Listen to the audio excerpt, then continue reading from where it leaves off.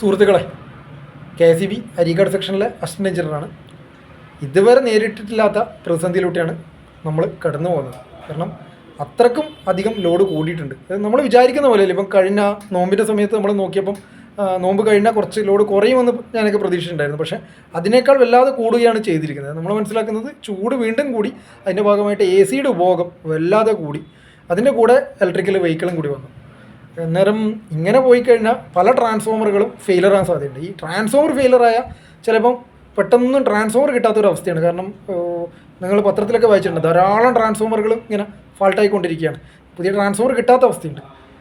പെട്ടെന്ന് transformer failure, ഇപ്പോൾ രാത്രി ഫെയിലർ ആയി കഴിഞ്ഞാൽ ഇത് മാറ്റി വെക്കേണ്ടി കുറച്ച് സമയം എടുക്കും. എന്തായാലും ആ രാത്രി ഒന്നും കറണ്ടില്ലാത്ത അവസ്ഥയിലേക്ക് പോകും. അതുകൊണ്ട് നിങ്ങൾ ചെയ്യേണ്ടതൊന്ന്, കറണ്ടിൻ്റെ വാഹനമുള്ളവർ അവരെന്തായിട്ടും രാത്രി 10 മണി മുതൽ ഒരു മണി വരെ അത് ചാർജ് ചെയ്യാൻ ഇടാതിരിക്കുക. ഒരു അപേക്ഷയാണ്, അല്ലാണ്ട് നിയമപരമായിട്ട് അങ്ങനെ ചെയ്യരുതെന്ന് പറയാനുള്ള അവകാശമൊന്നും ഞങ്ങൾക്കില്ല. ഒരു അപേക്ഷയായിട്ട് പറയുകയാണ്.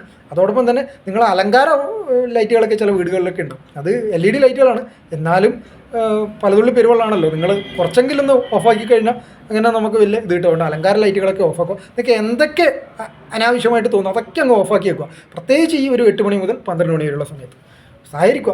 നമുക്ക് എല്ലാവർക്കും ഒരുമിച്ച് നീങ്ങിയാലേ ഇതിനൊക്കെ നേരിടാൻ പറ്റും. അതുകൊണ്ടാണ്.